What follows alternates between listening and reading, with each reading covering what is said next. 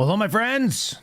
We have done it. We have made it to another Thursday, and it is time for our call-in show. I am looking off camera right now because I'm going to make sure that we connect the board to the phone, which I waited. You guys remember, for the last couple of weeks, we've had this interruption where people call in and it sounds like they're on benzos. And there's some sort of electronic disconnect. And I don't know why that is, but I'm going to just assume that it has something to do with the streaming software kicking off. And so now the streaming software is available. And as such, we're able to hopefully avoid some of these problems. That's the hope. So here's the deal. If you guys are joining us, we appreciate it. I appreciate it. You got to be a subscriber on X, on Locals, or over on YouTube if you want to play the game, or you get to call in. And some of you guys are very on the spot. So I've got our first call. Jumping on right now. Caller number 1. You're the first in the queue. Who am I talking to? Tech Penis. I did know that. How you doing, Mr. Penis? I'm doing good, man. How are you doing? I'm well. What say you? What's going on in the world today? What do we know? A pretty eventful day today, I would say, with your show and everything. Some of the details that were laid out. There's a lot of minutia and details that were just glossed over or ignored. Obviously, since the last time we heard about, from the very beginning, when we heard about the pipe bomber and all this and that, these doctored videos, these pictures that were taken in such a way that you couldn't see anything. You just had to trust and believe whatever they were telling us about that, all the details they were giving us. That was what we had to go off of. And then come to find out, years later, plenty of us suspected shenanigans, but come to find out it was doctored to look completely horrible, which is, shocking that Washington, D.C., the nation's capital, wouldn't have video that's going to be completely grainy and choppy and crap like that, right? It's pretty amazing that they actually had high quality, video footage in the nation's capital. But anyway, point is, it's just absolutely, it's just a complete retarded crap sandwich. They were feeding us the entire time. We said, no, we did not order the retard crap sandwich. We wanted an actual pastrami sandwich, lean pastrami sandwich, but they kept trying to feed us the same crap the entire time. And then they were mocking us because we didn't want to shovel, feces in our face. It's like, no, we understood. There was obviously something much better out there. There was better information out there. There was a better story, something more plausible, something more reasonable than what they were trying to feed us. And they just kept being upset that we would take the crap sandwich. Yeah. And so, how do you really feel about that is, I guess, what I'm trying to get to. I feel like there is literally no difference between Republicans and Democrats in the end, when it comes to the results. They say one thing and do another. So it really does not fundamentally matter what their message is, what they say, if you get the exact same results. So I think it is all one single uniparty that is just the self-licking ice cream cone, and they just keep griping at us if we don't fork out more money for more scoops on that self-licking ice cream cone. I read something that was really interesting in our YouTube comments. So a little shout out to our folks on YouTube. I'm going to read this to you, Mr. Penis. At 57 minutes on today's podcast, Steve Friend correctly asked why the new FBI wouldn't throw the old FBI under the bus in the name of transparency. But these are competing priorities amongst people whom once in power want to preserve the institution. And while you and I may agree that transparency does the best, those in power become risk averse. That is, the what if I'm wrong factor wins. There also seems to be a trend of people who spoke about burning things down when they were in the trenches that have reverted to becoming total institutionalists once being in power, protecting the status quo as misguided as it is. And obviously I'm not endorsing it, but I am lamenting how common it is and offering it as an explanation how a certain director and a certain deputy director statements before and after being appointed. Boom. At 1 hour and 3 minutes in, Steve Friend hits the nail on the head. Quote, they're not willing to sacrifice their seats in power to do the right thing. And sadly, of course, we assume the worst narrative of this deliberate, orchestrated diversion was to amplify the insurrection absurdity, and it's being followed with this egregious weaponization, which is egregious no matter what. Really good comment from Truman HW. Anyway, I just thought that was kind of telling, and it's similar to your uniparty statement. Well, it's completely true, and it's how do I put this? You know, trying to put this in better words. It is demoralizing. Mm-hmm. We still understand the rights that we have under the Constitution. We understand the basic, you know, fundamental rules of this country, what it was set up as, and what it's supposed to look like. However, what we have now looks nothing like that, and it also doesn't. I don't see an off ramp for that. Everything's just speeding along the highway down towards, you know, the highway to hell, right? With just absolutely idiotic results and consequences. We're just going towards that one just absolutely destructive destination, and we're not taking any of the off ramps that were built in for us in the Constitution, because our founders knew there's going to be retards in charge at some point in time. We're going to have to, you know, give the people of this country some type of off ramp so they can kick these lunatics out and set things back on the right track. And we don't have the people that were supposed to be like, okay, hey, you're going to pull over, you know, you get to dictate, okay, we're going to pull over at this off ramp. We're going to stop at a Buc-ee's. We're going to get some tasty food and everything like that. Right. And then we're going to get back on the road and we're going to go in the right direction. Instead, they're just speeding in the same direction. They're making zero changes, and everything is just kabuki theater. There's nothing different. Nothing ever changes. The bad guys never get what's coming to them. There's nothing but theater when it comes to that. Just like freaking Comey, man. Nothing's bad's going to happen to the guy. Look, they didn't even perp walk him, right? If something bad was going to happen to him, they would have taken the lowest hanging fruit possible and perp walked him. But that didn't even happen because they already know what they're trying to nail him with is not even, it can't even hold water. That's not going to happen. There's nothing's going to come of it. And so we just keep speeding down this road to absolutely nowhere. And it's just absolutely frustrating, man. I'm telling you, like I said before in the past, dude, a zombie apocalypse actually would help. It would freaking help, man. We could stop all this nonsense and take care of business with the zombies, and we wouldn't have to worry about a lot of crap that's going on right now. Let me challenge one of your statements and see what you think. You said that the founding fathers of this nation absolutely and 100% predicted that at some point we would have these kind of retards in charge. Yes. Do you think they really expected anyone to be this retarded? Go ahead. I think they expected it wouldn't get to this point because they gave us numerous things, numerous vehicles within the Constitution, within the framework of the government, such as the 10th Amendment. Actually, if you read that sucker, dude, that thing is badass. States can be like, you know what, federal government, you can eat a fat one dipped in AIDS. We don't want to do this anymore. This is stupid. So tell you what, the majority of us, we're going to ratify and make changes to the Constitution. And you can just sit there and take it like the little B word you are. Because in actuality, the founders did want the states to rule the federal government. They didn't want the federal government to be this overreaching freaking Hydra head, you know, that's just going to keep growing fatter and fatter. They wanted the states to actually have autonomy and their own rights and be able to defend, you know, their own people.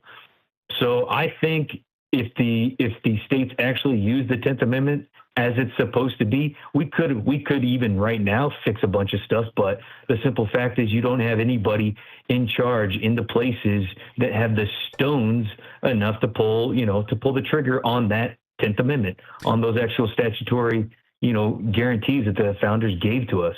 I put it up on the screen. I'm going to read it to everybody. Those of you who don't know what the 10th Amendment says. And if you're a listener here for any period of time and you don't, shame on you. I have the wrong lid for my teacup right now, and I'm a little bit bummed about that too. But let's read the 10th Amendment real quickly. The powers not delegated to the United States by the Constitution, nor prohibited by it to the states, are reserved to the states respectively or to the people. The power is supposed to reside with the people and the states. When people talk about we the people, which is one of my most biggest pet peeves, I think it is really obnoxious. I find it to be very irritating when people say, well, we the people mean this and this. I mean, spare me. You don't know who the people are, most of us. And you don't have to say we the people. You just say the people. That's what our founder said. But on top of it, There are some powers we were supposed to have, and it's everything that's not delegated to the United States. It's all of it. It's supposed to be your power. Almost everything the federal government does is, if you don't know this, folks, it is delegated to the federal government. It is seized by the federal governments under the Interstate Commerce Clause. The Commerce Clause almost always is the excuse for why they get to butt into all of our crap. And they need to get the hell out of almost all of our business. Just saying. Yes. And we could have a majority of the states that simply ratify amendments to the Constitution. We don't need the stupid House of Representatives. We don't need the stupid Senate. And we don't even need the Supreme Court just sitting on their thumbs like every now and then giving us a ruling that is, celebrated like, oh, this amazing ruling when it is. We're rolling it back. We're going back to where it should supposed to be. Yeah, we're weak. We celebrate bad things. Yeah, it's such basic common sense. It's like, dude, they just ruled that men have penises and girls have vaginas. Oh my goodness, this is such a groundbreaking ruling. It's just like, no, we've got to the point to where complete logic, just basic logic, is celebrated like some amazing thing. It's like, no, what we need is a majority of the states enough. It's listed in the documents how many we need. That number of people that actually have a brain, some gray cells to rub together to say we're going to vote on this and we're going to ratify the Constitution ourselves. And it doesn't matter what the Supreme Court or the Congress or the executive says, we actually can do this.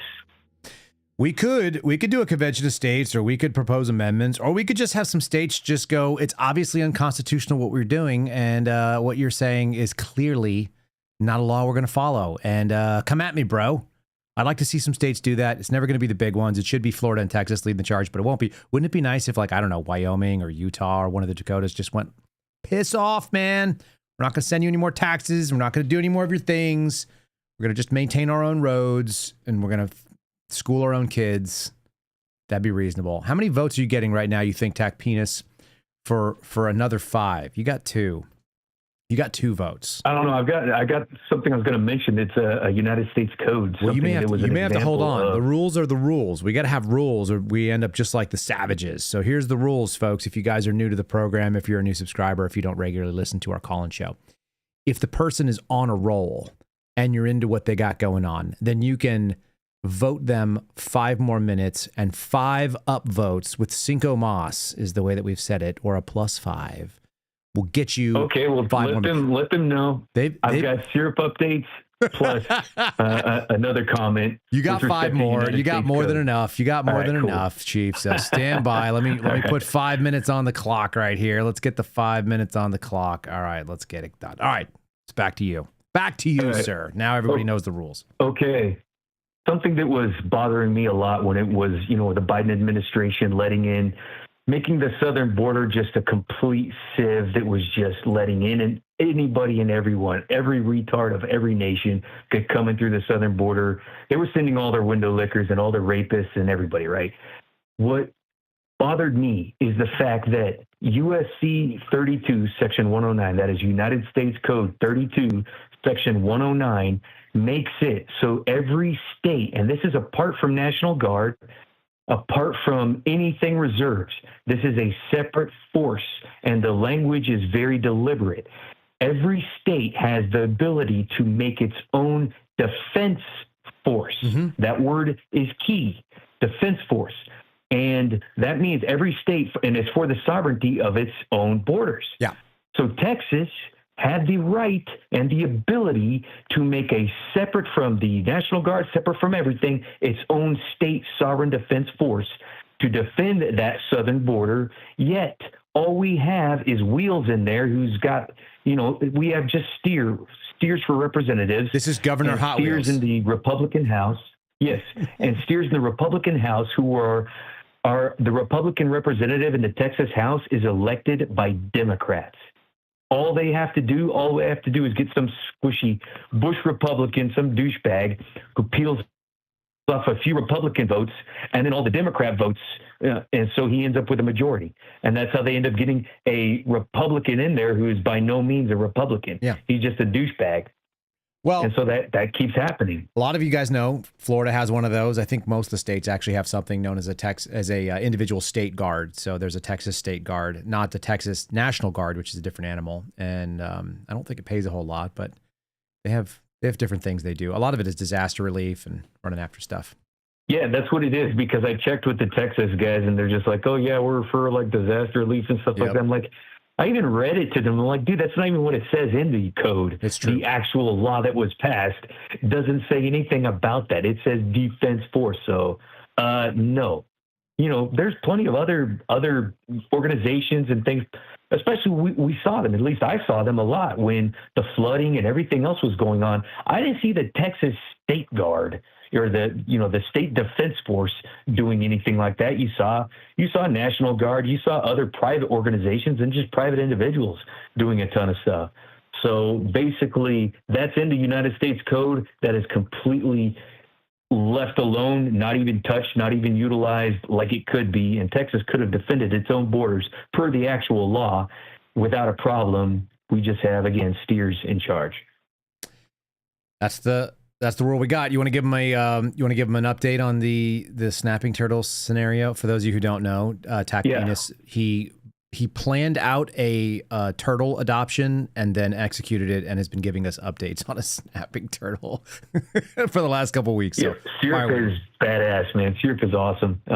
It's so funny. I sent you a video and you could see, but I feed it little turtle pellets and stuff like that, and it's so tiny, man. The thing couldn't even bite off the tip of my finger. So it's easier now. You can see that when I'm pushing the little pellets around, but I push this little food around and then it sees it and it snaps it and it's doing really good. It's all super healthy. I'm keeping it. I clean out its habitat every day. So it's doing really well, and it's going to grow up to be just this badass little super turtle that is going to eat communists, and it'll be awesome. Will it outlive you? Is that the odds? It might. No, it actually might. It actually might outlive me. Outstanding. Yeah, that would be awesome. Yeah. If your legacy is a snapping turtle, you know what? Worse things have happened. You could be like a purple-haired commie who has a legacy of nothing, a legacy of dust. Oh yeah, purple-haired commie. That'd be so freaking horrible. I have no suicidal thoughts. However, if I was a purple-haired commie, I probably would. That's fair. All right, you got final word. What do you got? What's the last thing you want to fire into the ether here?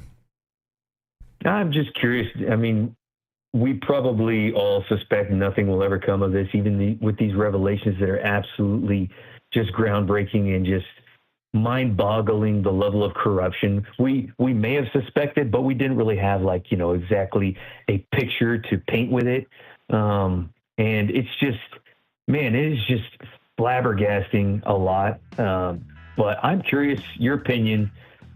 Do you think there's going to be a single thing that ever happens from this, or are you as pessimistic as I feel right now? Yeah, I'm probably as pessimistic as you are. I'll open it up to our other callers and see what they have to say about it too. We'll let everybody else weigh in on it. But my guess is the status quo is undefeated for a reason, and I think that's probably the case. So it's unfortunate, right, but most likely. I appreciate your calling tonight, my brother. Thanks for the updates. Thanks for calling. No problem. Let me bring on somebody else. All right. Take care. There he goes. And that means we've got caller number 2, and you have made it onto the show. Tell me who you are and where you are, if you would. Well, hello, my friend. Oh, hello. Chaos. It is Chaos. Hello, Chaos. How you doing, bud? I'm doing all right, man. Dallas, Fort Worth, YouTube, Rumble, local. Stud. Everything is fake and gay. Everything.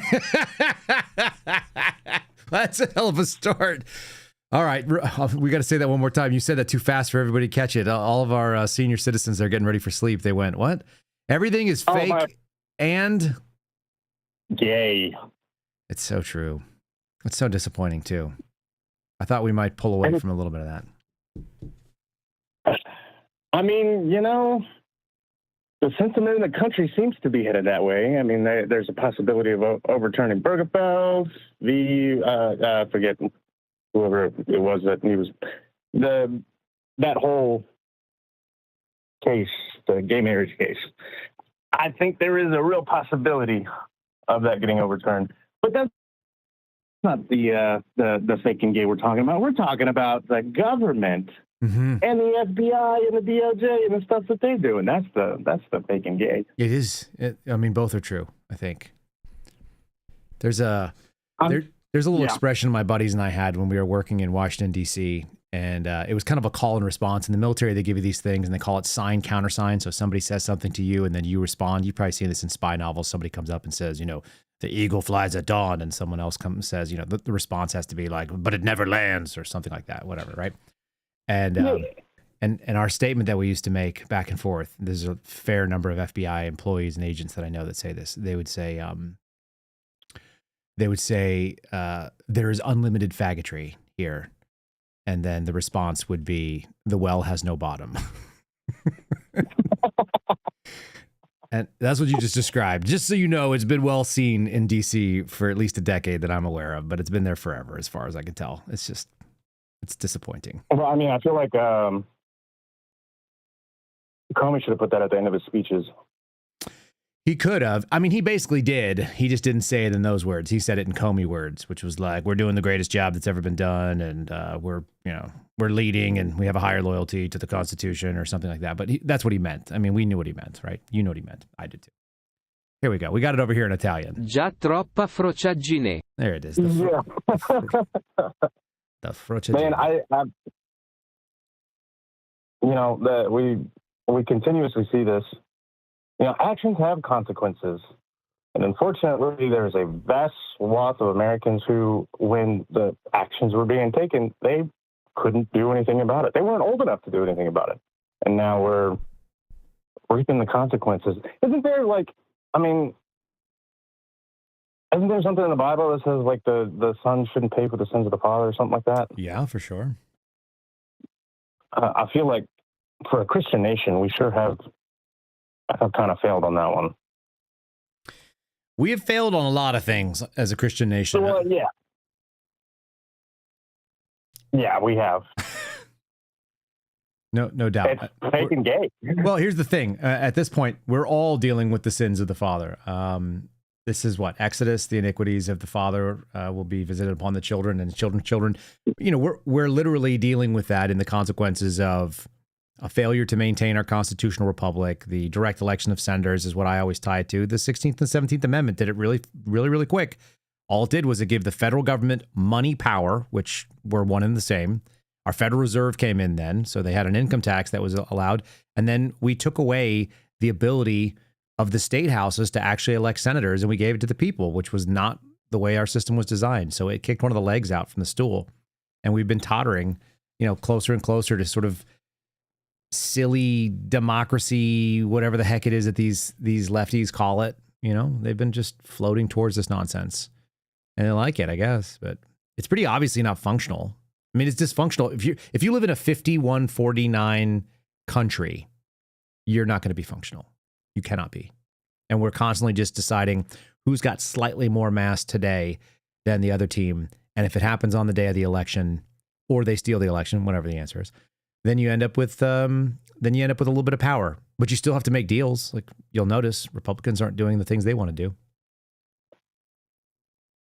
Yeah, I feel like Republicans are sackless, feckless, ineffectual seat warmers, essentially. Yeah, you're not going to hear me. Yeah, I won't fight with you on that one. I won't disagree with you. I think that's true. I think that's true. I was watching Nick Freitas, the episode that he dropped today on YouTube. Does he do those live, or does he do them recorded and then upload them? So he does them live on his own channel, and then he drops them, I think, like a day or two later. But what he was going over was the generational shift from Gen Z and millennials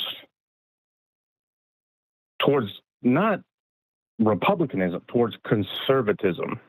And he was talking about, all the polls, all the information, all the documents, they all show that men are going more towards conservatism and towards the right, and liberal women are typically they're heading further left. But some of the stuff that he was talking about, he was basically saying that this upcoming generation, if the trend continues, is basically going to be a massive shift towards conservatism for the entirety of the generation. And I think to some degree, I mean, I'm so cynical, and I am so cynical. I look at everything and think that it's basically fake and gay. Yeah. But I look at that kind of stuff and I go, you know what? Maybe that's just a little less fake and gay. I hope it is. But the data, it seems to be from all available sources that and kind of the mood in the country from the younger generation. And I mean, the people who are actually paying attention and have more than a thumb up their ass and actually have a brain between their ears. I think there is a movement towards some sense. Am I wrong on this? No, you know what? I think the analogy that I see is divorce. I think that when I was growing up, that it was more than half of marriages. I think it was closer to like 3/4 of marriages ended in divorce, which is pretty wild. But a lot of people didn't stay together. And so as a person who was raised in the 80s, my generation looked around and said, divorce is really bad. And it was really bad for my childhood, and I didn't like it, and I didn't want it, and I don't want to be part of it. So I would like to not get divorced. And that doesn't mean that there are no divorces, but there are less divorces. That trend has gone down a little ways because I think some people had a backlash. And the same way, I think women, younger women, are looking out there and seeing that the deal that society sold them, it kind of sucks. It kind of sucks to think that you're going to go work at a job for a period of time, and then you're going to wake up in your late 30s and go, oh crap, I want to have a baby. But none of the men who are going to have babies are going to be interested in me.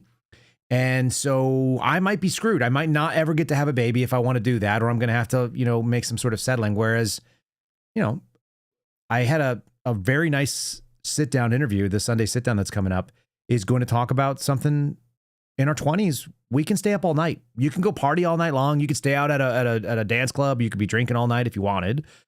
But you also could do all-nighters in college, and that was probably built into us biologically so that we could be up all night with crying babies.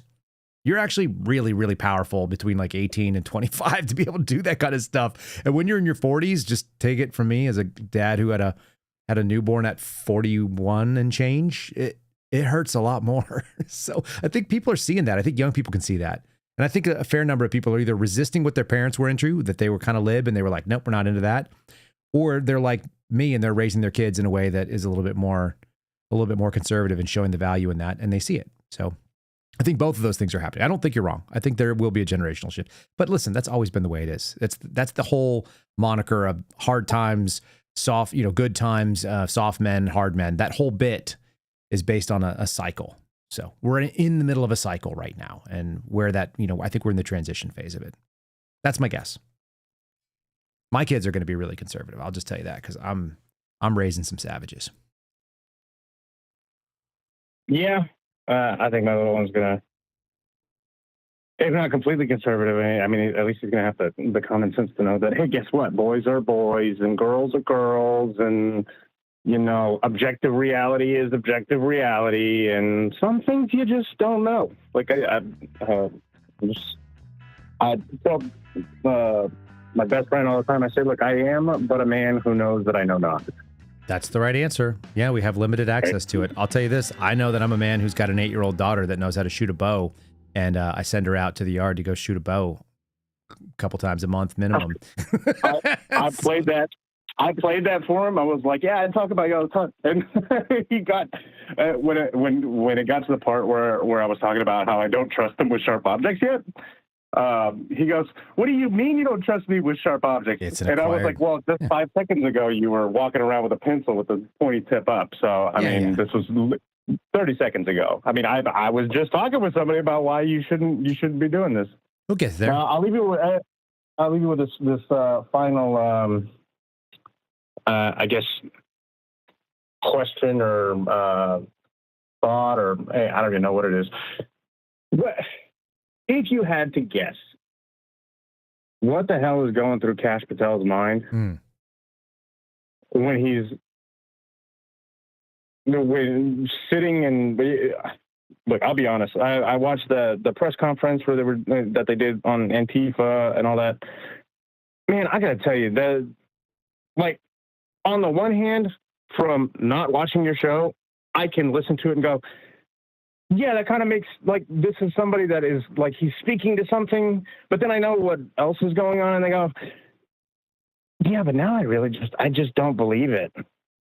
But I also, like, I mean, you can't place intent on somebody, but you can judge somebody by their actions. And I don't know what the actions are aside from your observations and your explanations to us. So, I mean, what do you think is, like, happening in the brain? I think he's, aside from wanting to lick windows, I think he's way out of his depth, and I think he's doing everything he can to maintain that cool life that he just got. All he wanted to do was be a cool guy. He got to be a cool guy. He's a cool guy right now for as long as he can hold on to it. I think it's temporary. You know, we haven't heard anything from Andrew Bailey, who seems to understand that when you're doing the work of being in the FBI as a senior executive, it doesn't involve talking, it involves doing. And he doesn't seem to be doing a lot of talking, which means he's probably doing some doing and learning back there. And I'm also not hearing any people talking badly about him. And that's a big deal. So that was a Trump impression almost. Badly about him. I think that's what's going on. I think he's panicking. I think Kash is running around blindly trying to keep his job. And we'll see where it goes. Well, if you can... I honestly, I don't know how you save it.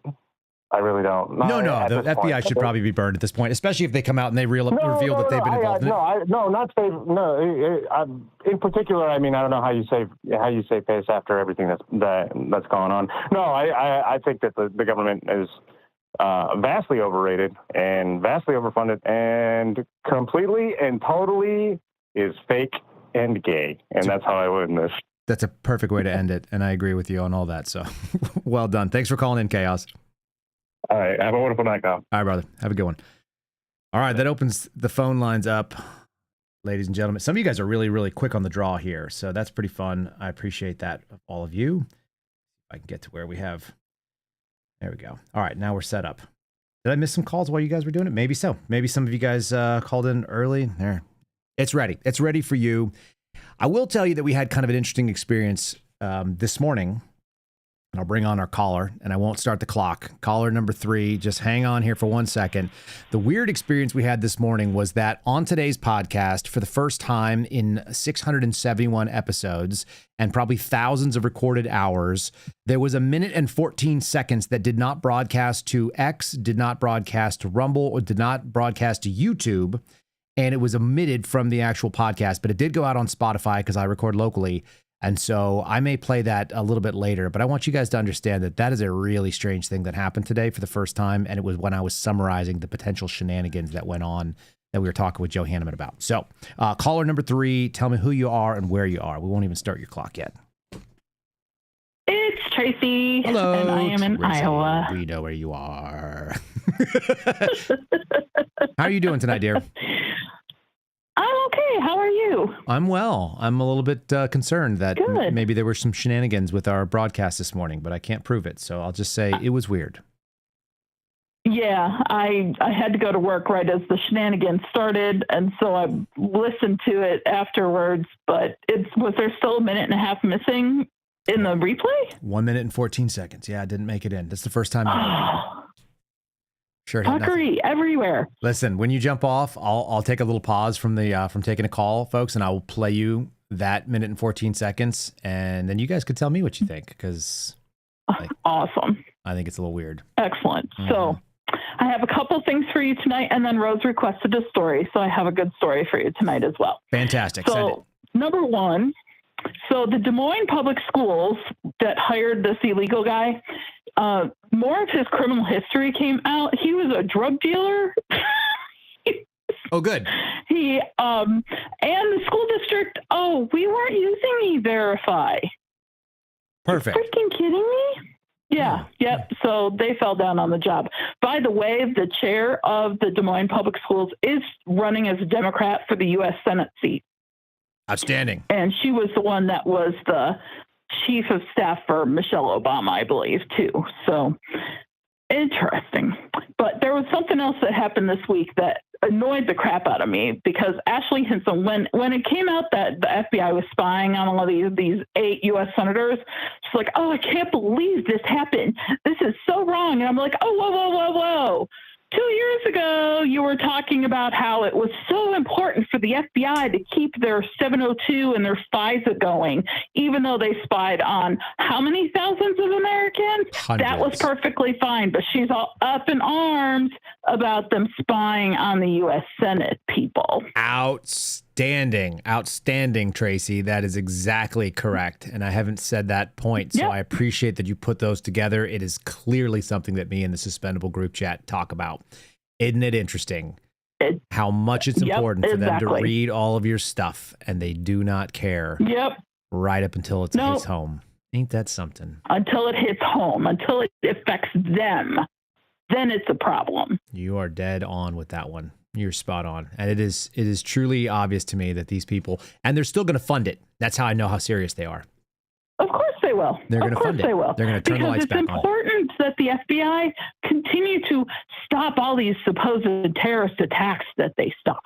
Are you also convinced, I mean, I obviously am because I say it, but are you convinced that if they did stop all these brilliant terrorist attacks, that they would be crying to the rooftops and to the tops of the mountains about how successful they were and how they saved America? Of course they were, because everything right now seems to be about for the greater glory of the director. Right. And, the FBI loves to tout FBI successes. It just turns out the best ones they have are semi-retarded, autistic kids or people who are coming in from Canada and never made it into the United States. But if they had gotten here and they had been able to buy the things that they wanted, that they really would have been a big problem. And you're like, oh, yep. Yeah, these Get them all. By the way, it was wonderful to see Steve back, although his show on Tuesday scared the living ever crap out of me. But it was really nice to see him back. I didn't watch it, so tell me briefly, and for those people who are not following the American Radical podcast, what did they miss? Other than Steve Friend popping up out of nowhere. He was talking about the China SIM situation. Yep. That SIM location in New York City. And literally, apparently, China has so much of this stuff that apparently they can at some point just shut everything off in America. Just shut it down. Yep. And we'll have to beg them to turn it back on, which means we become the United States of China, apparently. But I kept thinking, oh my gosh, I am traveling internationally in like 2 months. Just like, oh my gosh, I'm never going to get home. Yeah, you already have bad luck with planes, so this was already a poor choice on your fault. You already knew this was a bad idea. Yeah, I did. No, you're right. They could turn it off at any time. We're at their discretion. Yep. It's not a good situation. We are owned, and it's so scary and so sad. But so my fun story for the night, since it's been bad news all week. So my fun story tonight, I'm going to take this all the way back to when I was originally in college. Okay. So, and of course it has to do with going to the bathroom. Fantastic. As usual. All right. Great.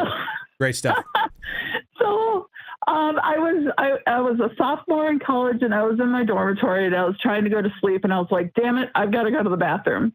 And so I got up, and the bathroom, obviously, at the time was a big shared bathroom between everybody on the floor. So I started just kind of running down the hall to hit the bathroom, and I ran into the bathroom, and you know those lead plates that hold the stall door to the floor? Lead plates hold the stall door. I know. Okay. I think I have an idea what you're talking about. Full speed, kicked it. Outstanding. With my bare foot. Toe broke? You break a toe? Two.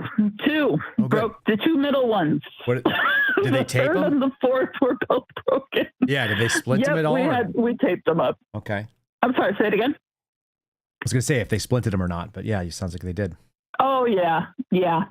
And so, of course, as I kicked the stall, I missed putting my foot down, which necessitated my almost falling headfirst into the toilet, and then managing to grab the back wall before I face planted into the toilet seat. Turned around, sat down. Dude, there was no toilet paper. This is rough. That's so a bad I got night. up and I like hobbled to another stall. Mm-hmm. No toilet paper there either. Mhm. Like, I don't know what to do at this point. So I just kind of had to drip dry at that point. But yeah, That is a Rule- message. That's God giving you a message. I don't know what the message was. I don't know if you received it or not, but it might have been slow down. It might have been look around. It might have been tomorrow's don't not run in going the to bathroom. be. Yeah, tomorrow's not going to be your day. Maybe just call sick or call broken toe. I know. Seriously. Think of what it might have Seriously. saved you And then from. What could have been there? Think about all the bad things that could have happened if you had actually gone out and not done what you did to get your toe foot fixed the next day. Exactly. And actually, the next day I was on crutches for a little bit, and then I slipped and I fell. Yeah. On my face on the quad. It was awesome. My dad has this theory that we're supposed to say thank you, Lord, when things like that happen to us, because the alternative could have been something worse, and we don't know what that thing was. Goodness. So you hit your head, and you end up. I definitely could have hit my head. You could have had an aneurysm, and that could have been the end of you. So he always says if you bump your toe, you say thank you, Lord, I didn't break my leg. And my dad is I think he's full of crap, because I've seen him very, very mad. But since he's gotten older, he's become he's been like sort of sage wisdom. But he doesn't remember that I remember him as a pretty angry 40-something-year-old man who had like a pretty serious temper. And so anyhow, it may be true, but I don't think he lived that way for most of his life either. So we'll all just aspire to that. But we don't. Yes. If you fall down on the job and don't say thank you, Lord, when you're injured, you get a pass. In Kyle's book, you get a pass. That's what I'm going to say about that. I have broken toes. About 5 years later, I was trying to get out of my own apartment's bathroom, and I kicked the wall and broke another toe. I think you've got. And then there were 2 more incidents. Yeah, you've got. See, there's a theme here, and I don't know what you're supposed to learn from that, but it does feel like you're sharing some information that is leading me to a belief that there was a lesson, and God is still trying to teach you that lesson, whatever that lesson is. This might be worth This might be worth some praying. That could be true, right? Yep. I don't know how many toes you got to break. Until my foot exploded, I had only broken toes in my life, so it's moving up. It's getting worse, is what you're saying. It's getting worse. Yeah. You're not getting. I put the picture of my X-ray in the book. You'll have to look in the back and take a look at what was left of my foot after the explosion. But yeah, we have it here. We have it here with us, folks. For those listening, is it in the back? Okay, we got the picture. Yeah, it's in the picture section. Okay. Oh, look at that. You almost. Yep. There's a toe. That does not look good. All right, folks. Here, let me go to that is the toe X-ray. Holy shit. There's a piece of the toe that is missing. There's a whole part of my foot that's missing now. Yep. Yeah, that's not very good. I don't think you're supposed to do that to yourself. No, you are not. Wild. Absolutely wild. Holy moly. I didn't know that was sitting back there. There's your story, Rose. Rose, you brought this on us. Thank you for revealing it. Tracy, thanks for giving me the call. I very much appreciate it. I'm a little bit horrified about the toe because I can actually kind of feel that a little bit right now. So that looks awful, but always nice to chat with you. You too. You have a great night. Do the same. All right, folks. See ya. Tracy's a hoot. Okay, guys, I'm going to play you this, okay? And I'm going to have to skip around real quick, so hold off on the phones for a second. Let me play you what we missed. There's 1 minute and 14 seconds that went away and didn't make it into the podcast, and I am going to have to skip to it because I actually created something for X. It's going to take a little longer. So give me a moment. I'll give you some context, and then we'll play what was missing. You guys will see on the screen what it was. Hey, folks, I was out doing a workout simply because... Joe, here's what I got. I got government agency, unknown, possibly Capitol Police. It sounds like could be the one moving the devices, possibly someone in DHS, a Secret Service, or some sub-entity there. So that's one government agency and potentially the one out of Congress. So maybe 2 branches of government involved. They move and they place these devices for a training purpose. They move them maybe for a nefarious purpose to be able to draw away and set up a real sort of nasty law enforcement interaction. So those are possibilities. And then sometime very, very soon thereafter, because I've been showing this B-roll footage on the corner, which your report indicates was doctored, was basically downgraded by both frame rate and also by aspect ratio. If I understand it correctly, I'll put that up in a second. But that means that the FBI released knowingly garbage footage. And at that point, somebody had to know that they were releasing junk with 1 frame per second and a bad aspect ratio and not the clarity that you might expect. So now we have another agency that's doing the investigation. And I would call that part of the cover-up, if that's what this is. This is a cover-up action where you are now giving false information. And then we have it on the screen right now. Folks, the FBI is apparently actively seeking information for pipe bombs out of Washington, D.C., and they're going to offer a $500,000 reward, which we led with. So they are actively perpetrating a fraud.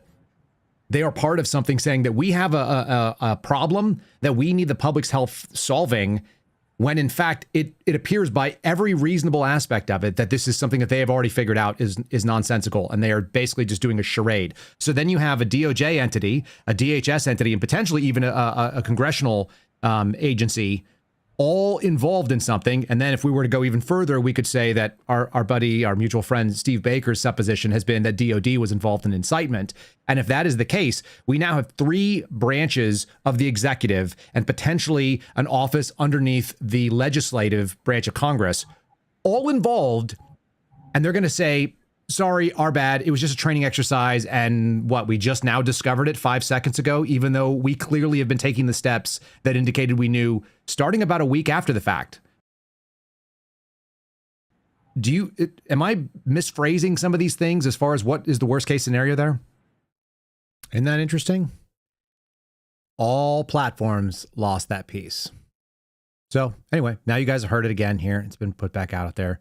I dropped it out on X. You guys are welcome to go and share that again and read it. All I was doing was summarizing the thing that we've been talking about, but I did it in kind of a very specific way. And maybe it was just an internet interruption. Let me make the argument against internet interruption. I have a routing system that has failover capabilities. It does packet monitoring, and we do a packet sniffing so that on any given moment, if it fails to send something that is supposed to be on the outbound path or bring something in that it can't, it immediately drops over to the secondary internet connection. The first one is a fiber optic connection, and it's really, really fast and it's stable and it's on an independent backbone line. And then we also have a cable connection. And so if the cable connection is engaged, I get notified via email. If something fails on either one of those systems, I get notified. It says, hey, one of these connections is not on, 100% uptime. And I haven't had a failure in, probably a couple days. It'll happen in the middle of the night occasionally a little bit, but no internet failure on my end, which is interesting. All of them are getting clean power. All of them are uninterrupted power supplies. The modems and the routers are all on their own battery backup setup. So is the entirety of the studio. So it all went out properly. But what we found out was that it didn't make it between the streaming service and then all those different locations. So YouTube didn't get it, Rumble didn't get it, Locals didn't get it, X didn't get it. But again, I had one of our followers over on X point out to me, hey, you've got an extra minute on your Spotify that it didn't come over from the previous. Do you know that you're missing a minute? And I went, oh, I mean, I know that it was glitchy. I didn't realize that we lost time. So in any case, that was the lost time, and it was really specific time. And by the way, I've done thousands of hours of podcast, but I've done over 1,000 hours of this podcast, of the Kyle Seraphin Show podcast. And I've done 671 episodes, and this is the first time that I'm aware of that ever happening. And I do look. First time. So that sounds pretty interesting for those of you that are paying attention. I had some really nice messages of people. I had some really awful messages this week too. Some people wrote me some really nasty stuff, but I did have some people write some really nice messages saying they only come after you if you're being effective. And I think that we are effective in a small way in the places that we're trying to be effective. All right. Phone is open, so you guys are welcome to call in. I had one of you all make a pretty funny little statement about it looks like I've been putting in the work. Are you guys doing stuff about your fitness? You guys can call and tell me your fitness journey too, or if you need motivation. I have been meditating on the fact that I get some really nasty threats and or death threats or bad wishes. And my mentality has been that I may need to run 1 to 3 miles to catch somebody. And if I have to catch that person while I'm running, then once I do, then I may have to fight them to the death. And so that's what my workout motivations has been for the last couple weeks. And I'm putting in some hard time on that. So anyway, caller number 4, you are live. Tell me who you are and where you are, if you would. This is Todd from Pennsylvania again. Yes, sir. How you doing? Good. Last week we had to talk about the EMS stuff. Indeed. You saw that? Did you see that foot X-ray? I did. That was awesome. only medics think that's awesome. Something wrong with this. Yeah, that was very cool. Mm-hmm. That was very cool. But thanks to Mr. Hill, I'm now thinking SIM cards this week. So, like I had mentioned before, I have a little bit of background, and I did that for about 13, 14 years, and in software as well. Okay. It's been about 7 years since I've been out of this, but I did some calculations, and the other day I mentioned that they believe there's like at least 60 and maybe up to 120 of these farms across the United States, each one having 100,000 SIM cards in it. Right. So I took the minimum 60 and multiplied 100,000, and started to see what that tax would be on the 911 system. Yep. And it's not good. Basically, what I did was, I know that SIM cards can be programmed to auto dial. A simple C++ or Python script and 50 lines, and you've got it auto dialing into a 911 center or anywhere for that matter. Todd, give me one second. I want to reconnect because your phone is clipping out at a fairly regular interval, and I wanted to make sure it's not on my end. So give me just 1 second. I'm going to reconnect to the board. We'll just hang tight, and we'll get you back on in 1 second here. I think it'll be clean. All right. Can you still hear me? 1, 2. 1, 2, 3. Now where'd you go? Can you hear me?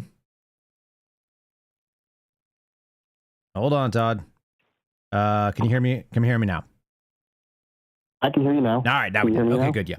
Hopefully that just kicked off. There was a little glitchiness, and sometimes this Bluetooth connection degrades. Carry on, please. Okay. So what part did you get before I started glitching? Yeah, we were talking about. You said Python. You could run code, and you could start dialing into the EMS system. Oh, yeah. So what I did was I took the scenario of, say, 60 million, doing the 100,000 and doing the Python script where it would, each SIM card would recall every 20 seconds. Okay. Into a 911. And then I took it, instead of doing like a New York City or Chicago or anything like that, I did it like a nationwide type thing, because basically the cell towers are going to fail right away if you do it in one metro area. Okay. But if you distribute it across the nation, the cell towers will be able to handle a little bit more. And basically what it said was, using ChatGPT for something, because I didn't want to do the math in my head. That's right. Basically, use the formula that, first off, 90% of the calls will be failed at the tower site. But then at the 911 dispatcher level, they will only be able to handle 1/10% of each call. Ooh. Now again, this is cycling every 20. This is like hang up, redial, hang up, redial, hang up, redial. And they can go a lot faster than that. Exactly. But what a lot of people don't understand is when you're calling 911, before your phone even connects to the 911 center, it's doing an automatic location query into an enterprise database. Mm-hmm. And there's like 4 or 5 companies across the country that have these enterprise databases, and they advertise, oh, we've got 1,000 call centers attached, or we've got 2,000 call centers attached. Well, basically what I was finding out is the network that carries that information to those call centers would be getting hit with like 1,500 terabytes per second.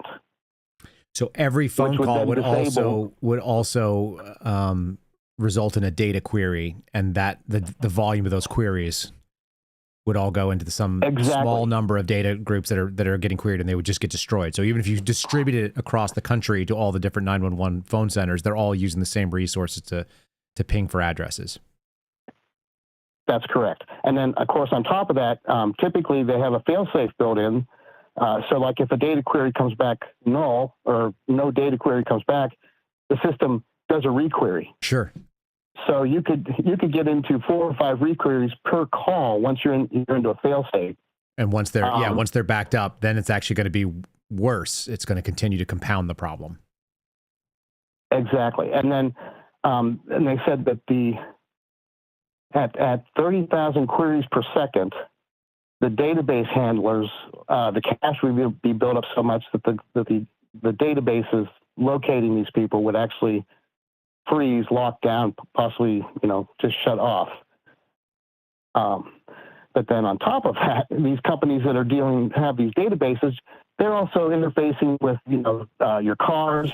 They're starting to work on wearables where, you can, like an officer can have a wearable where they can hit a button and it automatically sends a data packet saying this is an officer shooting or something like that without even talking on a radio. It can be just digitally sent. Sure. This network also handles 911 to text, and it handles video, and it handles voice over IP, all this stuff. And yeah, just with making the call, they don't even have to talk to anybody in these 911 centers. Just by starting these queries, they could just say, basically, according to ChatGPT. Now, I don't know how, great that is, but that could cause a nationwide outage of the 911 system. Yeah, that sounds right. And like I said, they could do a loop where, okay, every 20 seconds we're going to do this, and we're not going to stop this loop we can make this loop last for 10, 15, 20 minutes, and just keep pinging and pinging and pinging. Was George talking about this on the show? Because I imagine this makes sense, but was he talking about how if you're the Chinese, the odds are you don't shut down America right away. You just do rolling random blackouts all over the place and just start flipping lights on and off. Like you just look into a house and randomly pick a room and you just do it somewhere else just to make people chase ghosts. Yeah, exactly. He did kind of allude to that as well. That's something he and I have been talking about for a long time. And look, the idea that the Chinese have infiltrated and have compromised all of our different grids, whether they be our water or our power, infrastructure in general. Yeah. They've been snooping on this for decades. So it makes perfect sense. Yeah, and it's sort of terrifying, right? Unless you just want to live in the Stone Age, in which case it could be awesome. Well, the strange thing is in Pennsylvania here, in July of this year, we had rolling 911 outages across the whole state. And the company that is the provider of the backbone, everything is called Comtech. Okay. And to this day, they have, first off, they said it was an operating system problem. Of course, I find that suspect. Updating an operating system without a redundancy built in doesn't sound right. Right. But to this day, they haven't released an official report on what actually caused this rolling 911 outage. But it covered from down in Door County and Philadelphia area right up here. I'm in Northwest Pennsylvania. It hit us as well, and it was for 36 hours. Perfect. Yeah, and some of these could just be test runs. Obviously, I mean, you pressure test and see what's our system do. How effective is it? We've speculated it would do the following. Will it? Right? Exactly. So that's good. So what are you doing about all this? What do you got going on in your life? What is your backup plan, if anything? My backup plan. Well, I shout out to one of your sponsors, my Patriot Supply. I've got a whole bunch of food stored up. I've got canned heat. I've got a little bit of everything, that you might need for a situation like that. That's the right answer. I'm in rural Pennsylvania, so even if I called for the police, it would be a 45-minute ETA for them to get here. Yeah, you are your own first responder. So my game plan is I'll make the phone call after the fact. you know. Yeah, that's the right answer. And you know, like you say, you know, get to know your neighbors. Well, I got some strong-willed neighbors around me as well, so we're good. Yeah, that's the place you want to live. Strong community, people who know what boundaries look like, but also are ready to step in and help you if it happens. So, well, yeah, I can't see their houses from here, but I know they're there. So. I think rural America will do just fine, and I think that that urban areas will fall apart most likely. So that seems to be the case. That's what would happen anyway. Yeah, I agree. Well, shoot, man. Thanks for dampening my mood that things are going to be great. I honestly kind of think it'll be fine either way. I got a truck that goes in all directions and load up guns and ammo and go hang out with some of my friends that have some property. It could work. we're just on the edge of civilization here. I was just telling my buddy, I was like, man, I kind of want to cut a hole in the fence, even though I'm renting this house. I kind of want to swap out a fence panel and just put a gate in, because behind me is a pond and behind that is like 300 acres. And that's not everywhere. Not everybody has access to some open space like that. So maybe I should. Yeah. Okay, since I brought the doom and gloom, should I give you a funny EMS story to close it out then? Yeah, you should. I'm gonna let the little the timeout music run, and then give me a funny EMS story, and you got full disclosure. Ready? Okay. All you. It's on you now. Final word. Go for it. Okay. So we had a EMS call to a house one night for a 15-year-old boy, difficulty breathing. And we get there, and there's the boy, and there's what turns out later to be his girlfriend. Wasn't aware of at the time, but turns out to be his girlfriend. And he's hyperventilating like crazy. Mm-hmm. And of course, his pulse is up. He's getting sweaty and everything like that. So we put him on oxygen, and we're like, okay, let's just get him to the hospital and contact his parents, because obviously, you know, it wasn't implied consent at that point. You know, he was still conscious and not. So we get in the ambulance, and I'm getting ready to start an IV, and he rips the mask off. And he says, I don't need this stuff. I'm like, what do you mean? You've been hyperventilating? And he's like, no, I'm fine. I said, well, why'd you call the ambulance? He says, well, I got a little overexcited and finished before I got the condom on.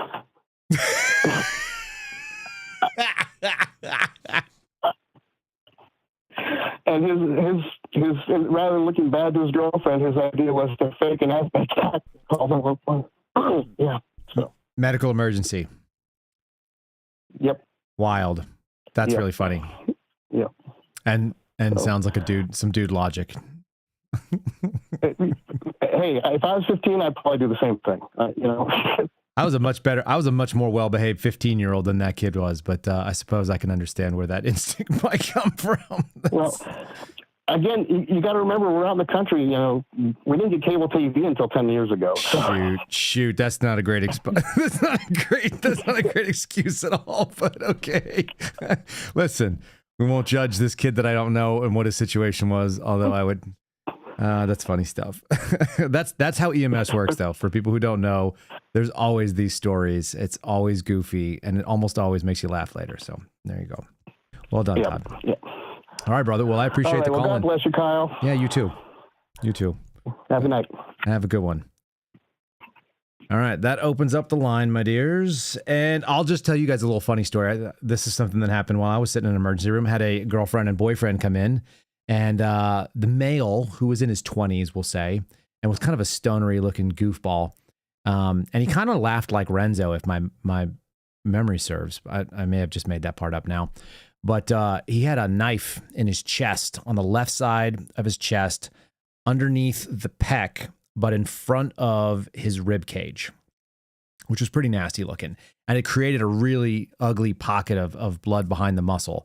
And anyway, we took the blade out when he got there, and they pushed some pressure on it, and they were able to move some of the blood. And so he had like this hematoma nonsense. He's got like some kind of a pocket of weird blood, and they're trying to figure out what they're going to do, whether it's going to be serious surgery or not. And the story the guy tells us is that he was running with the kitchen knife, and he fell, and it ended up point down in his chest like that, which was obviously BS. It was clearly not true. And so the cops are there, and the doc is there, and the nurses are all there, and they're like, dude, that guy got stabbed in the chest by that girl. That's what happened, which we all basically knew. And so everybody kind of left the room, and I'm in there prepping him. They're going to do like some sutures or something like that. And I go, hey man, nothing for nothing. You've now committed to a story. And I was like, I know it's not true. And you know it's not true. But you can't say anything other than what you said. The girlfriend is like giggling and laughing and also really nervous because she just stabbed her boyfriend in the chest, and like it probably could have killed him, but she went downward. And so she got hit a rib and it went straight down behind. So they're both like got this like kind of shit-eating grin on their face, like they're getting away with something. And I'm like, everybody knows none of us are going to say anything. And you better not change your story because there's a cop sitting right outside that'd be more than happy to take your lady into jail tonight for stabbing you. So just sometimes people tell us I sat on it and we don't believe them, but we deal with it. And sometimes you say I fell down some stairs and we don't believe you because we know better. And sometimes you say I was running with a kitchen knife and I fell and it went like someone stabbed me right in the chest. So just stay with that. EMS stories are always interesting because just because you think you got away with it doesn't mean you did. If you guys are lying in the emergency room, you're probably telling people who can see right through you because that's what they do. All right. The phone line is open. It is available. I'm interested if any of you guys have any thoughts on our interesting or weird or mysterious missing minute and 14 seconds, if that means anything at all, or if it just was something that happens because that's just what happens sometimes. It's possible. I'm down with that. Some of you guys are thinking it's time to learn how to speak Mandarin. I don't think that's the case either. I don't think you necessarily have to learn Mandarin. I think that you should probably start solidifying your neighbor situations. The communities that are closest to you are the ones that are going to keep you through any of this crazy stuff. If anything goes wrong. And what's wild is we all knew this was like America not functioning was a real possibility in June, July, August, September, October, the beginning of November, right? That was a real thing that people were considering. It was on the list. And then everybody acted like it was all going to be okay because Donald Trump got elected. I told you, it's just a speed bump. Things will get weird again. Things in Portland are getting real weird right now.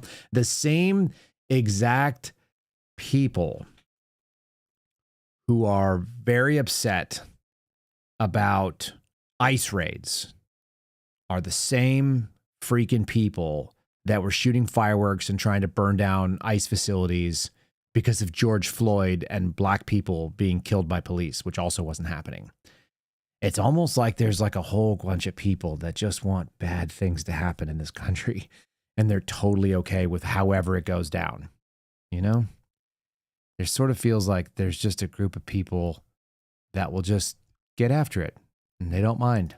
It has nothing to do with any principles whatsoever. That's my thought. Adam Carolla. I don't know if I played this the other day, but it does seem like there's just not a lot of principles on this end. I got behind a Tesla on the 15 and it was like, don't blame me. I bought this car. And I was like, oh, remember 10 minutes ago they were burning Tesla dealerships and spiking their tires and keying Teslas and stuff. And I'm like, are we just... Here's what I want to say to people. So we're done with Elon. But by the way, like, how do I explain this to future generations? Like, what happened? There's this guy who's a genius from South Africa. And he came here and he made an electric car. Oh, they hate electric. No, they love electric cars. Oh, okay. And then what? Well, he was a genius and he built electric cars and they love the guy. But then what happened? Well, he bought Twitter. Yeah. For what? For free speech. Oh, okay. So they love the guy more. No. Now they're angry. Why are they angry? He just opened up the thing. Well, they didn't want to admit that they used Twitter to do whatever the they wanted, and they hated free speech. They just wanted their speech, but he opened up. So anyway, then he started a department called Doge, where he was going to save taxpayers a whole bunch of money. Oh, they must have loved that. No, that made them more angry. Really mad. What do you mean? They started burning Teslas. Wait a minute, I thought they loved the environment. Yet they do. Okay, but then what? So what happened? Oh, nothing. Nothing. They were forgiven. But how long were they burning the? Like 15 minutes. Yeah. Then they were done. Yeah. He figured out that we were paying for circumcisions in like Senegal. You're right.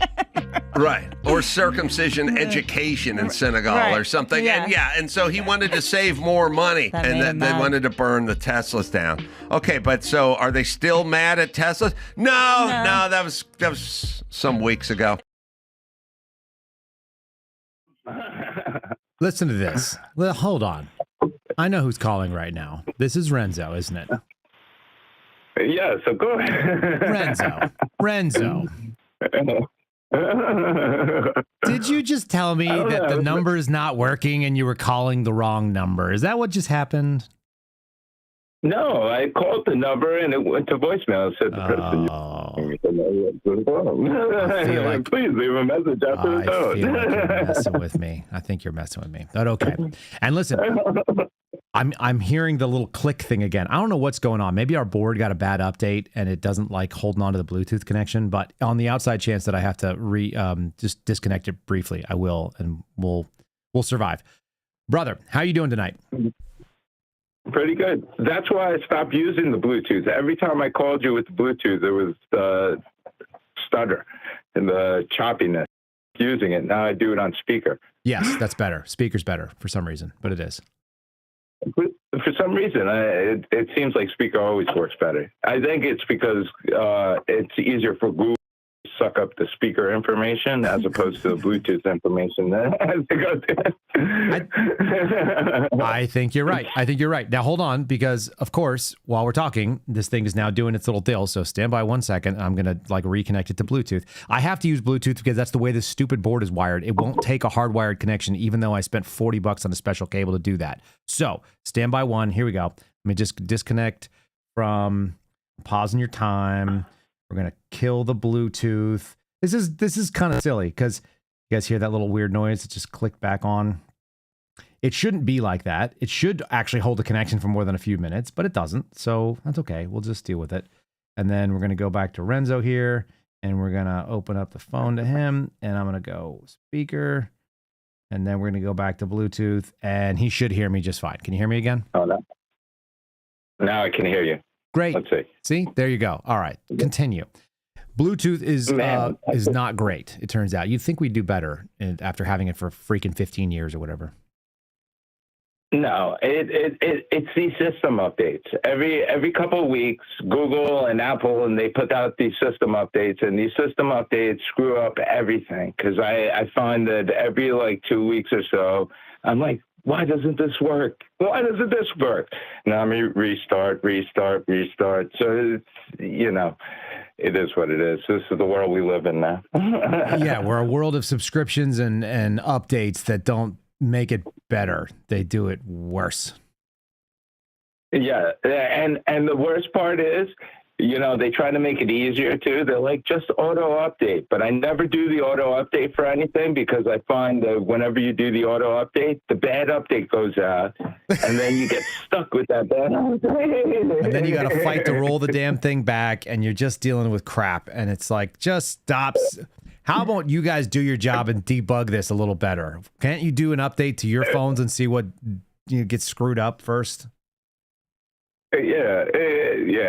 That's what I feel like when I'm watching the podcast. Sometimes I'm like, did I do an update? Is it the update that did this?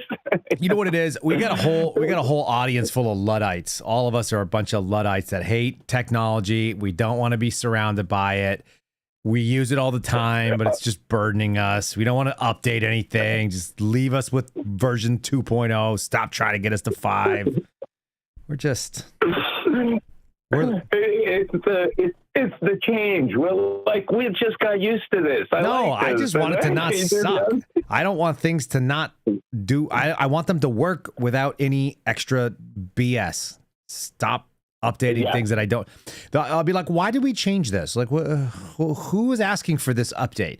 Some dude is trying to justify his job when he doesn't need it. Or he doesn't need to be there. And it's he's like, what if I did this obnoxious thing? I actually canceled our Restream service at one point, because they changed all the stuff around. And I was like, where the hell are the buttons? And so I was so pissed. I'm like, assholes. I just figured out how to use this thing. I got a system. I don't have time to learn your new crap. I need to do the thing that I've been doing for the last freaking 6 months. Why are you changing it? Why don't you tell anybody like, hey, by the way, we're going to roll out a totally new skin. We're going to move all the buttons around. And then when you go to do your job in the morning, you'll go, oh, am I retarded or did they change everything? And you're like, no, I'm not retarded. They actually changed everything when I don't have enough coffee. This is a dickhead move. Dickhead points. And you would think that they change it to make it like, oh, this actually makes it easier. Yeah, this is more intuitive. And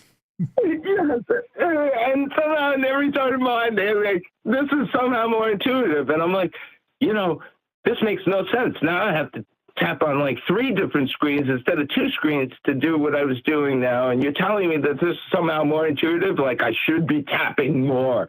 Like I don't understand. Why? I just figured out how to do it. I did it really fast. I had muscle memory, and then you changed it just to screw with me. Mm-hmm. No. And now if I ever meet you in public, I'm going to headbutt you because I'm very angry with you. I just would have to find out that you're the guy who did the thing. You did. The worst part about it, Kyle, it's not a guy. It's the bot or the AI. Is it? It's the Terminator? It's Skynet? It's the AI. I mean, like, ever since Google was like, here, you're going to have this AI on your phone. Like, my phone has just been doing, like, weird things, like, left and right. So, like, I don't know if it's on my end or your end when it's like, I'm like, is he having problems or is it me? Why can I not just turn one button and not have Siri activated on every freaking app? You got to go into each app and then turn it up here and then turn it up here and then turn it up here and then turn it. And I'm like, I want to just turn this phone off is what I want to do. I want to throw it up in the air and do like what PewView does and just shoot it while it's falling to the earth and then laugh about it.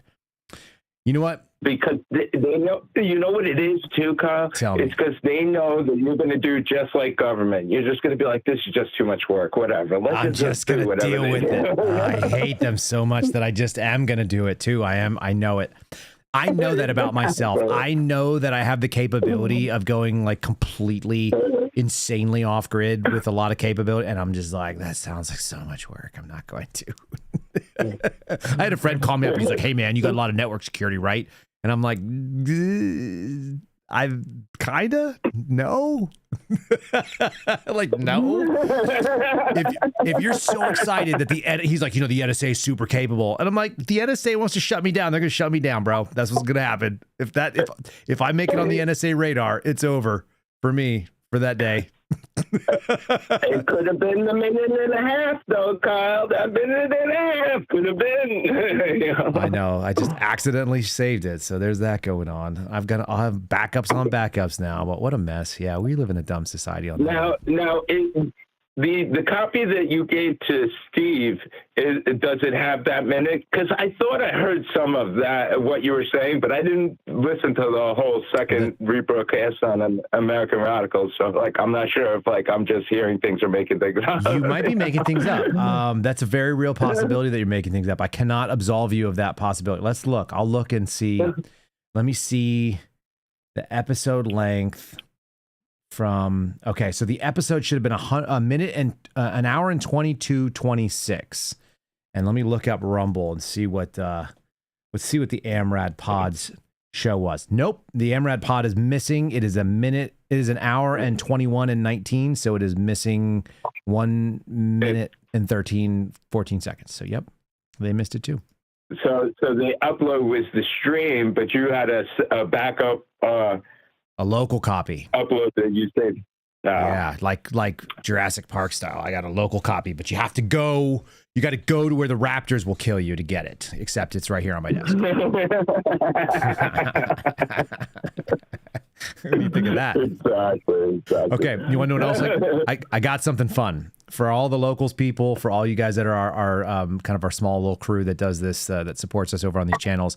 I spent some of the money that people have paid into this program because it's been pretty cool. And I bought a 360 8K camera that's wearable. And I bought a 4K native high-res, high-quality optic camera that's also wearable. They're GoPro style. They're not GoPro. They're actually made by DJI, which is Chinese. Mm-hmm. And so I can put one of them up. Yeah, Chinesium. So one of them will actually sit in the middle of like a field and film in both directions with like kind of a 360 look. It looks like I'm gonna have to figure it out.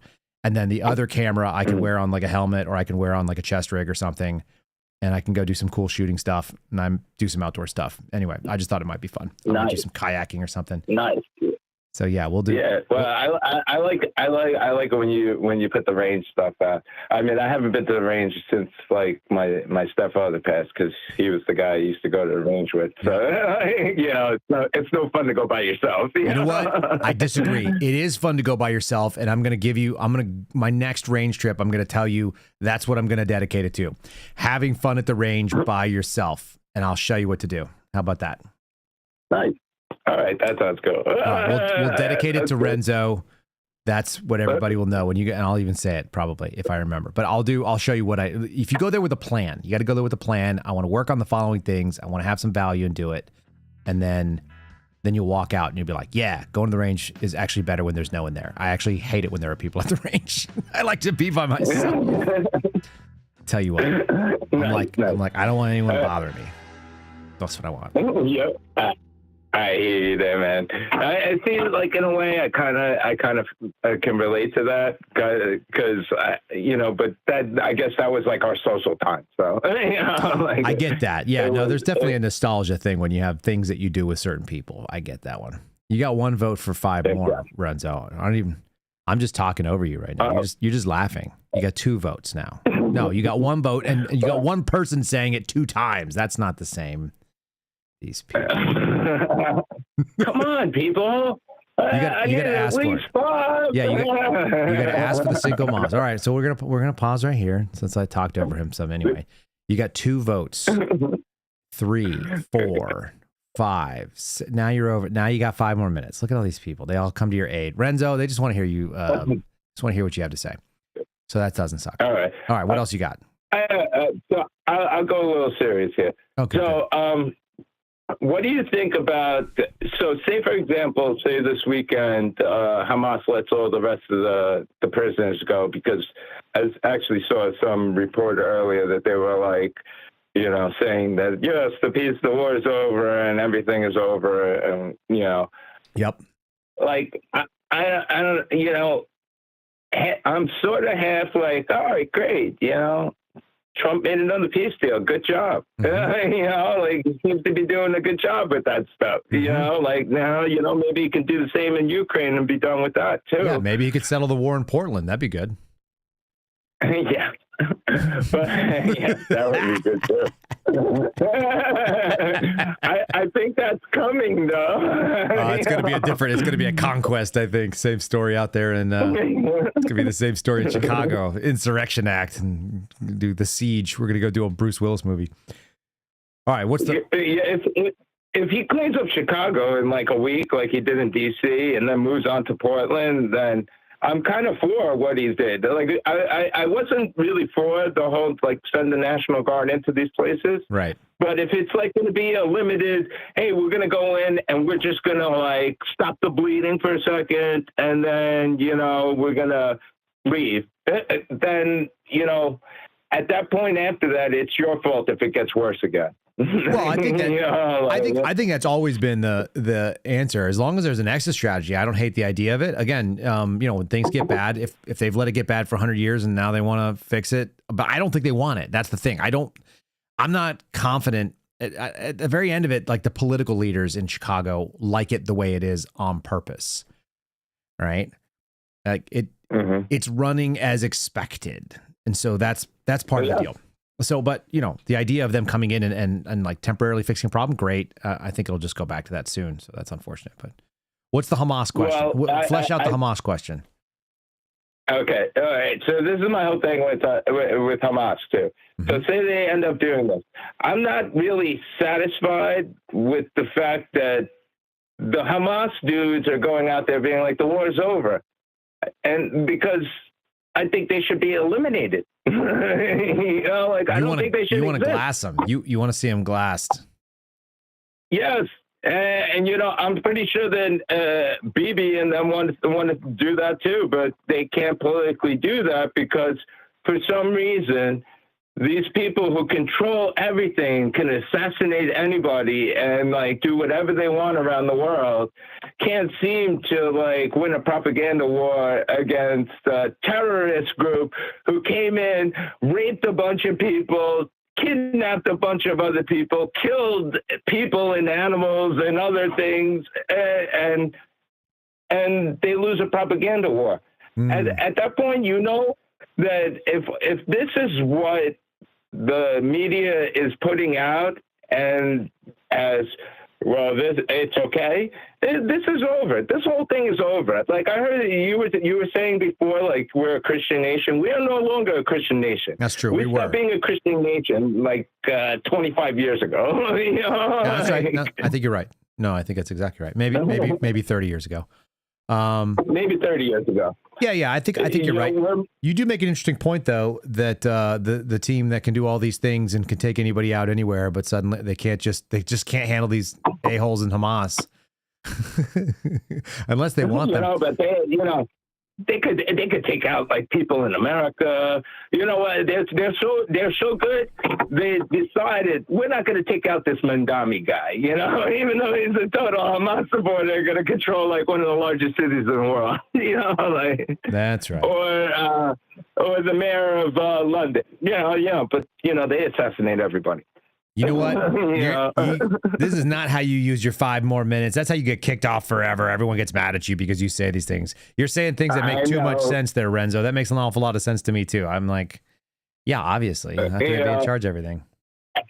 And I would say this to everybody. I don't understand how any Catholic or Christian could not support, or anyone who hates globalists could not support Israel, for the mere fact that Israel is the epitome of what the globalists hate, a religious nation, a nation that is made and believes in God. It astonishes me that these people who say they hate globalists and they hate all this stuff hate Israel. Yeah, I mean, they do say that. I have this sort of thought that, like, I just don't care. I don't care about Israel, but I don't really care about any other countries, too. I don't care about Mexico. I don't care about El Salvador. I don't care about Venezuela. I don't care about Israel. You know, if Israel wants to go mess with their neighbors, I think they should do that. I just don't want to pay for it. And then they can do whatever they want. And that would be the best thing for me. I would like it if we just kept our things. That's the thing. Israel always pays for it. They pay us for the weapons. We don't just give it to them like we did with Zelensky. They pay for it. Who paid for all the stuff? Who pays for all the stuff that we had in Afghanistan? Do you know who that was? It was the Chinese. The Chinese. They just bought it from the Afghans because we left it there because we're dumb. With our money that we sent to them. Yeah, with our money that we owed them from all of the significant debt. That we sent to them through the Mariana Islands. Well, yeah, and the stuff we sent them through Amazon by buying this Chinesium shit that we buy all the time, including me. I'm just as guilty as everybody. I got a freaking. I complain about it, but I still do it. So I'm part of the problem. That's right. I admit it. We're all part of the problem. All right. Thanks for taking my call tonight, Kyle. Great show. Thanks for calling. See you tomorrow, man. All right, brother. Thanks so much. Have a good night. All right, you guys, that was your Phil Renzo. I'll take one more if you guys want to do it. Otherwise, we can shut it down too. I'll give it a couple seconds here. The funny thing about when I'm sitting and waiting on a call is that it feels a lot longer than it probably is in reality. But that being said, I did come with your favorite things to play for you, so don't worry about that. I actually have a really interesting one. I think this is what I put up here. I found this about Tylenol. This probably is a good fit too. Apparently RFK Jr. got into trouble for saying something that was considered to be anti-Semitic. And it was anti-Semitic because he said he thinks that there's a higher instance of children who have autism that are circumcised because after circumcision, the pain that is generated is treated with Tylenol. That was a claim that was made. And Representative Penguin Nadler, said that's anti-Semitic. That's kind of weird. So this made me think of this today. So your wife overdosed on Tylenol, so your baby will be born with autism. And since she ate an entire bottle of Tylenol, I'm also positive she's a complete tard. Do you have any idea why she'd do that? Because the president said not to take it while pregnant, so my wife took the whole bottle to protest. I tried to tell her even if he's wrong, taking a full bottle of Tylenol is insane, but she just called me a fascist pig. My God. These women are so dumb the president can make them do whatever he wants and he has no idea. Well, I tell him, but it's not like I can walk into the White House whenever I want. Maybe. Or can you? This is the funniest thing I've ever done. Mr. President, I have an important message for you. Who are you? How'd you get past my Secret Service? I told him I have an important message for you. Oh, okay. What is it? This is going to sound crazy, Mr. President, but every time you tell the American people not to do something, woke liberal women do the opposite. Well, I knew that. I just like trolling them. I was actually about to troll them again. JD, is my live feed ready? It's ready. Fellow Americans, it's come to my attention that there's a clear connection between autism and women sucking balls. Women who suck balls increase their risk of having a child with severe mental disabilities. So I urge all women to stop sucking balls immediately because it's not good. Mr. President, you should turn on ESPN. Angel Reese from the WNBA is talking about you. The president can't tell me not to suck balls because it's my right as a female athlete in the WNBA to suck balls whenever I want. Well, there you have it. A talking smallmouth bass is playing in the WNBA.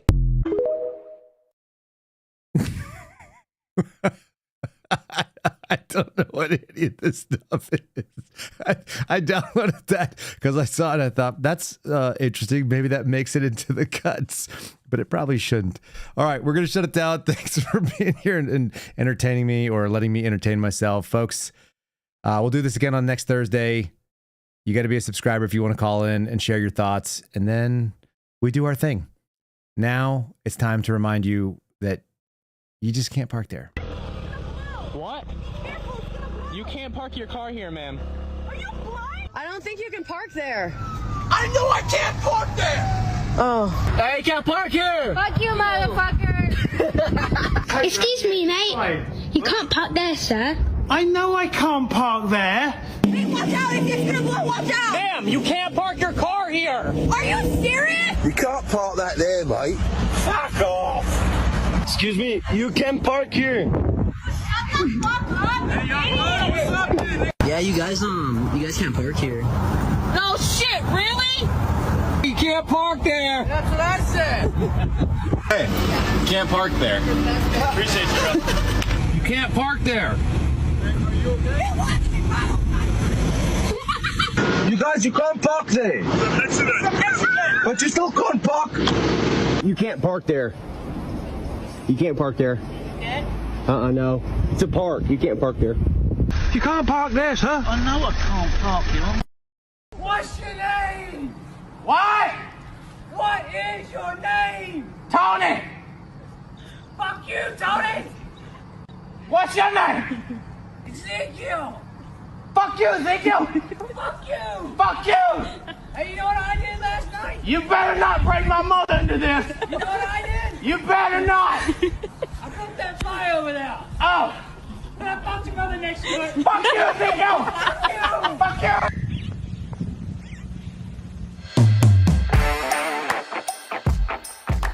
Thanks for listening to The Kyle Seraphin Show, streamed live weekdays on rumble.com/Kyle Seraphin. Follow Kyle on Twitter, Truth Social, and Instagram at Kyle Seraphin.